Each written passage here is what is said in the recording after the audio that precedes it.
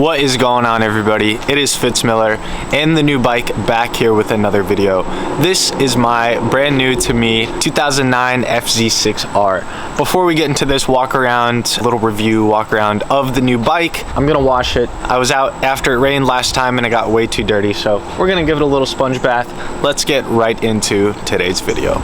Now, I don't know what you're supposed to like wash this with. I guess whatever I would wash the car with. We are doing a mixture of just Dawn dish soap and water just to break up all the dirt, the road grime, and the grease. And then I know for a fact Dawn dish soap isn't gonna harm anything on the bike. Like I might have to re-wax it or something in the near future, but other than that, we should be fine. Like I said, once we get this thing cleaned off, rinsed off, whatever, I'll go over what I've done to it, everything I know about the bike, etc.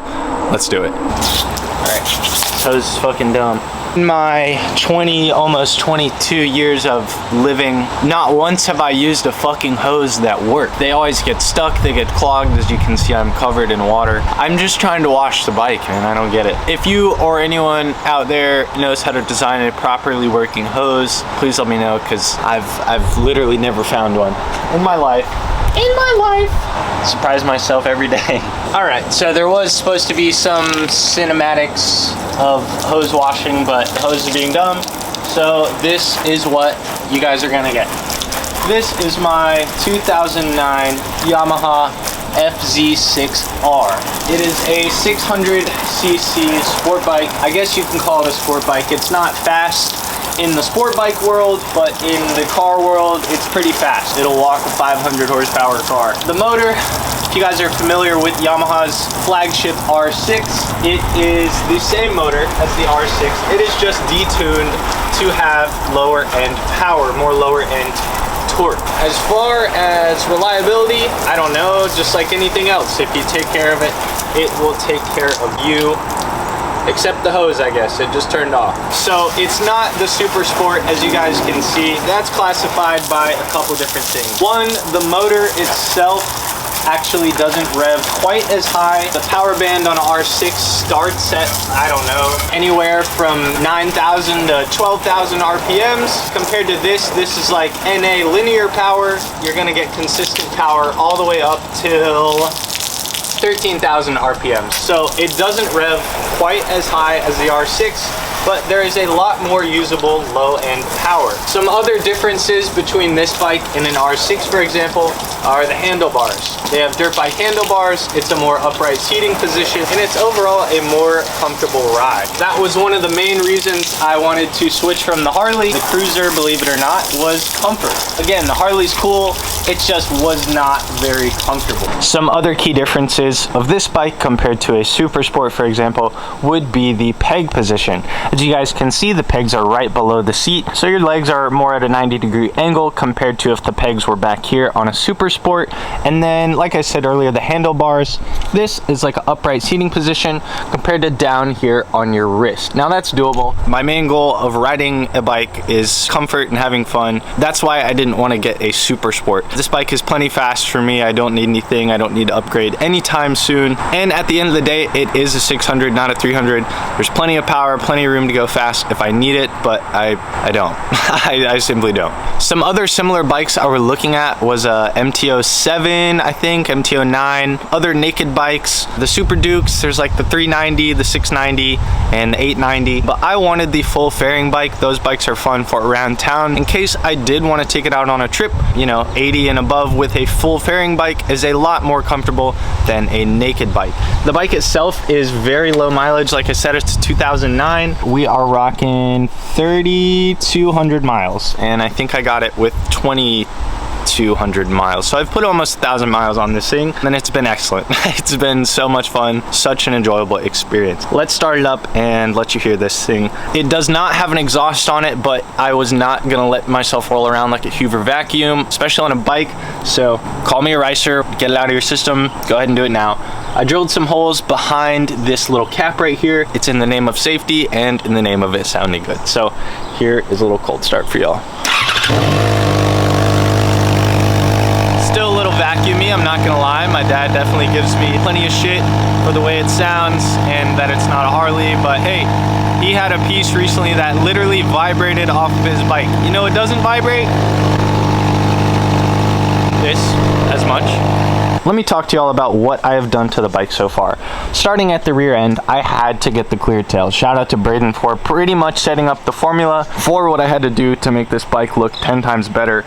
Starting with this clear tail light. This is also a fender delete kit. I don't know if you guys have seen other bikes, but it had this ugly fat plastic fender on the back of it, which just, it looked horrible. It was like an extension. This now being the point of the bike makes the rear end look so much better. We also got LED turn signals here in the rear along with that plate relocator, plate delete, and in my opinion that's all you need to do on the rear end. That looks so much better.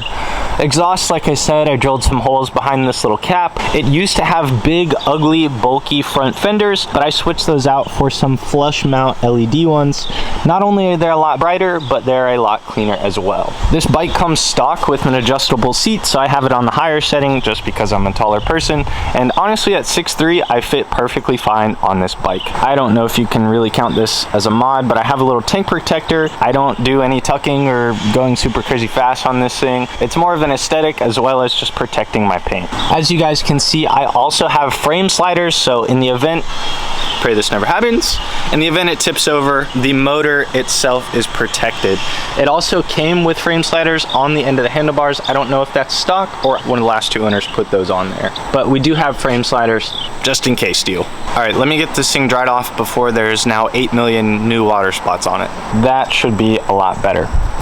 As far as future plans for this thing, I really don't have anything or a whole lot left. I did a lot of what I wanted to do in the first week of me getting it so that I could just ride it and enjoy it. Something I will think about doing in the future, possibly a tinted, just a smoked black tinted visor, either smaller mirrors or mirror deletes, and then get some that come off the end, or just some that aren't so massive. That's kind of the only thing that is off about the styling of the bike, in my opinion. I'm not trying to make it seem like something it's not, but there is something about the clean body lines of a bike. The smaller, more compacted, and more flowy it looks, the better. All right, so let me talk to you guys about what made me want to switch, and so drastically, so fast, from the Harley to the fz6r. Like I said, I rode Braden's bike, and I knew almost immediately that I wanted a different bike. I didn't know if it was going to be his bike or another bike. I knew I wanted a different bike. This bike is so much more comfortable in the seating position, in long rides, in short rides. It's more maneuverable. It's a lot lighter. Now, this thing weighs somewhere around 450 pounds, which in the sport bike world is not crazy light. This does have a steel frame compared to, I think, an aluminum frame in the R6, which would put it down 300 to 350, somewhere in that range. But compared to the Harley, which is like 750, 800 pounds, this thing feels like a freaking mouse. Like, it's tiny and it's very maneuverable. At the same time, on the highway at 75, 80 miles an hour, it feels very planted, very comfortable, and there's only so much you can do against wind, especially on a bike. I believe the bike you get for the price, which is significantly less than a Harley, you get a better experience out of the bike, out of riding the bike. For a Harley, I'm gonna be honest, you pay a lot for the name brand. That's for good reason. Some of those bikes go to over 100,000 miles. That's great. Long story short, I wish I had rode more bikes before getting the Harley. You just get so much more bang for your buck with a bike like this, in my opinion. And then it's also a lot less of your bucks in general too. For gear, I'm still rocking the full carbon Sedici, the Sedici gloves, and then pick your choice of hoodie, pants, t-shirt, shorts, whatever. I also recently have invested in a Cardo. I think it's a Freecom 4. Riding with AirPods was a absolute pain in the ass. You rip your helmet off and it feels like your freaking ears are gonna rip off as well. You can't put the AirPods on first try. I think that might have happened never as long as I rode with AirPods. The sound quality is terrible. They hurt, they're not loud enough, and then they just don't stay in your ears inside the helmet. So switching to this little Bluetooth device setup that is made for a helmet has made riding a much more enjoyable experience, but then riding and listening to music, talking on the phone when I need to, it just makes for such a better experience overall. So if you guys ride, if you guys are looking into riding and you're curious about music, go just skip the AirPods, spend the money on a Bluetooth setup. All right, I'm getting ready to take this thing up the street and back and then probably go play some disc golf this afternoon. That is gonna conclude today's video. After that, if you guys have any questions, comments, concerns about the bike, about the Harley, about anything in general, or if you have any requests as far as videos, content goes, please be sure to let me know. This will also double as drying off the rest of the bike because I didn't feel like pulling out the blower to spray this thing off. Good old-fashioned air dry will do. Rate the riding fit.